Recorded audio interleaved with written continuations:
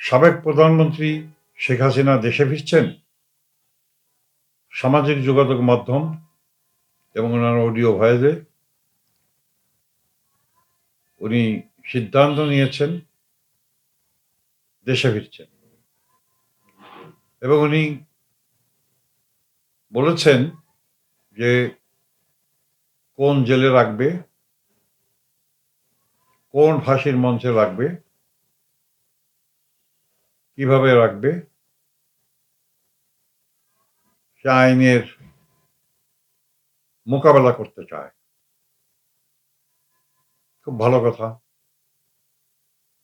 আইনের শাসনকে আমার দৃষ্টিতে আইনকে সম্মান করেছেন। আমরা যেটা আশঙ্কা করছি যে উনি দেশে ফিরলে অস্থির পরিস্থিতি সৃষ্টি হতে পারে।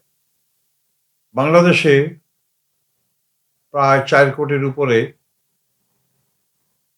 আওয়ামী লীগের, যুবলীগ সহ, ছাত্রলীগ সহ অনুসারীরা আছে। তো সামাজিক যোগাযোগের মাধ্যমে অনেক কিছু দেখতে পাই যে তারা সংগঠিত হচ্ছে। তাহলে কি সংঘাত হতে পারে? সংঘাত হওয়া এটাই স্বাভাবিক নিয়ম। আবার শুনতে পেলাম, সামাজিক যোগাযোগ মাধ্যমেই দেখতে পাই যে উনি নাকি কলকাতাতে আসছে। যদি কলকাতাতে আসে, কলকাতার থেকে উনি যদি মনে করে যে বেনাপোল বর্ডার বা যে কোনো কাছাকাছি বর্ডারে উনি আসবে, তখন আমার ধারণা এবং আশঙ্কা করছি এবং শুনতেও পাই, বুঝতে পারি যে লোকজন, লক্ষ লক্ষ লোকজন হয়তো বর্ডার অভিমুখে রওনা দিতে পারে। তো আমাদের সরকারকে খেয়াল রাখতে হবে যে উনি এবং যারা আছে কোনো অস্থির পরিস্থিতি সৃষ্টি না হয়। প্রধানমন্ত্রীর উপদেষ্টা ডক্টর জাহিদ বলেছেন যে প্রধানমন্ত্রী শেখ হাসিনা যদি ফেরেন, প্রাক্তন প্রধানমন্ত্রী শেখ হাসিনা যদি ফেরেন, তাকে কোনো অসম্মান করা হবে না, আইনে সোপর্দ করে তার বিচার হবে। অত্যন্ত ভালো কথা, ধন্যবাদ দেই। আরো শুনলাম ওনার তো পাসপোর্ট নাই। আবার শুনলাম উনি ট্রাভেল পাসের জন্য আবেদন করেছে শুনছি। কিন্তু সেদিন, গত পরশুদিন বোধহয় স্বরাষ্ট্রমন্ত্রী সালাউদ্দিন সাহেব বলেছেন যে আমরা তো আনতে চাই, এবং ভারতকে তারা বলেছেন যে বিনিময়ে চুক্তির মাধ্যমে আসবে। কিন্তু আমার ধারণা এবং বিশ্বাস, ভারত এইভাবে চুক্তির মাধ্যমে তাকে পাঠাবে না। এটা আমার বিশ্বাস এবং ধারণাও বটে।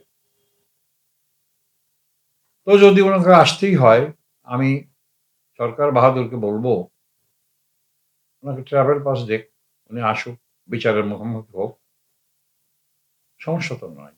কারণ উনি তো যদি বলি, অনেকে বলে যে উনি পালিয়ে গেছেন। উনি তো পালিয়ে যান নাই। ওনাকে বিমানে ওনাকে দিল্লি পৌঁছে দিয়ে আসছে। যদি পৌঁছে দিয়ে আসে, তাহলে এটাকে পালিয়ে বলা বলে না। আপনিও জানেন, আমিও জানি, সাধারণ মানুষ জানে। যখন তাকে পৌঁছে দিয়ে আসা মানে হচ্ছে পালিয়ে যাওয়া নয়। যেহেতু উনি পালিয়ে যায় নাই, ওনার অবর্তমানে একটা বিচার হয়েছে, সেই বিচারের মুখোমুখি উনি হতে চায়। আমরা সাধুবাদ জানাই এবং প্রাক্তন প্রধানমন্ত্রীকে সাধুবাদ জানাই এবং তার সাহসিকতাকে আমরা অভিনন্দন জানাই যে সে সরকারের সমস্ত কিছু উপেক্ষা করে, তার ফাঁসি হয়ে গেছে, সে ফাঁসির কাঠগড়ায় দড়ি ঝোলার জন্যে সে আইনি আশ্রয় নেওয়ার জন্যে সে দেশে ফিরছেন। আমি মাননীয় সরকার প্রধানকে বলব, আইন তার নিজস্ব গতিতে চলবে।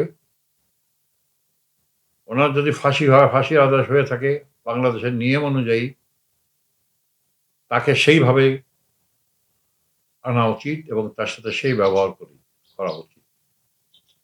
কারণ উনি এই দেশেরই সন্তান, বঙ্গবন্ধু শেখ মুজিবুর রহমানের সন্তান উনি, যার নেতৃত্বে দেশ স্বাধীন হয়েছে, আমরা যুদ্ধ করেছি। যারা মুক্তিকামী মানুষ পাকিস্তানের বিরুদ্ধে যুদ্ধ ঘোষণা করেছে, সেই দেশের শেখ হাসিনার জন্ম বাংলাদেশী হয়েছে এবং সে বাংলাদেশের নাগরিক। তার শতভাগ অধিকার এই বাংলাদেশের মাটি, মা ও মাটির জন্য তার আছে। সেই জন্যে অতীতে আমাদের দলের চেয়ারম্যান পল্লীবন্ধু হোসেন মোহাম্মদ এরশাদকে বিনা বিচারে 6 বছর আটক রেখেছিল। উনি পালান নাই। ওনাকে অফার করেছিল যে আপনি বিদেশে চলে যান। সৌদির বাদশাহ এবং ইউএর প্রেসিডেন্ট ওনাকে বলেছিল তুমি চলে আসো আমাদের দেশে। উনি পালায় নাই। না পালায় ওনাকে বিচারের মুখোমুখি হইতে হয়েছে। কিন্তু 6 বছরে ওনারে কোনো বিচার করতে পারে নাই। যে মামলাগুলি হয়েছিল, ওনার বিরুদ্ধে যে মামলা হয়েছে একমাত্র ধর্ষণ আর চুরি ছাড়া সমস্ত মামলা হয়েছে। সমস্ত মামলায় উনি খালাস পেয়েছিলেন। ওনার একটা মামলা ছিল, সেটা ঝুলায় রাখত, মঞ্জুর হত্যা মামলা। বিএনপির আমলে ঝুলিয়ে রেখেছে, আওয়ামী লীগের আমলে ঝুলিয়ে রেখেছে। তেমনিভাবে পরবর্তীকালে শেখ হাসিনা ক্ষমতায় আসার পরে মরহুম প্রাক্তন প্রধানমন্ত্রী বেগম খালেদা জিয়াকেও জেলে রাখা হয়েছিল দুর্নীতির অপরাধে, মাত্র 2 কোটি টাকার। এই প্র্যাকটিস তো আমাদের দেশে আছে। এই প্র্যাকটিস থেকে আমাদের বেরিয়ে আসতে হবে। এই প্র্যাকটিস যদি আমাদেরকে বেরিয়ে না আসতে পারি, তাহলে আমাদের নতুন প্রজন্ম এবং আমাদের দেশ এবং জনগণ হিংসার রাজনীতি পরিহার করতে পারবে না, বরঞ্চ হিংসা রাজনীতি আরো বাড়বে। তো আমি ব্যক্তিগতভাবে মনে করি এই দেশ যুদ্ধ করছি, স্বাধীন করেছি, লক্ষ লক্ষ মা বোনের ইজ্জত গেছে, লক্ষ লক্ষ মানুষের জীবন গেছে। এই রক্ত এবং এই ইজ্জতের বিনিময়ে আমরা যেন আর এই নোংরা রাজনীতির খেলায় না মাতি। যার যতটুকু অপরাধ সে যেই হোক, তার বিচার হওয়া উচিত এবং আইনগতভাবে যে সাজা হয় সেই সাজা তার পাওয়া উচিত। পরিশেষে আমরা বলবো সরকার বাহাদুরকে, প্রাক্তন প্রধানমন্ত্রী যখন দেশে ফিরবেন, আমার ধারণা এবং অনেকেরই ধারণা যে আওয়ামী লীগের 4 কোটি লোকের প্রতিটি মানুষই তারা সংঘবদ্ধ হচ্ছে অস্থির পরিস্থিতি সৃষ্টি করার জন্যে। সরকার বাহাদুরকে বলবো অস্থির পরিস্থিতির মোকাবেলার জন্যে আপনাদের কি কি পদক্ষেপ নেওয়া দরকার সেই পদক্ষেপগুলি আপনারা নেন। আমার একটা ইউটিউব চ্যানেল আছে, ট্যাপার সাপ কথা। আপনারা দেখুন, শুনুন, লাইক দেন, সাবস্ক্রাইব করুন এবং যদি কোনো ভুল ভ্রান্তি হয়ে থাকে তাহলে আপনারা আমাকে কমেন্টে জানান, আমি রেকটিফাই করে নেব ইনশাল্লাহ। সবাইকে অভিনন্দন এবং ধন্যবাদ।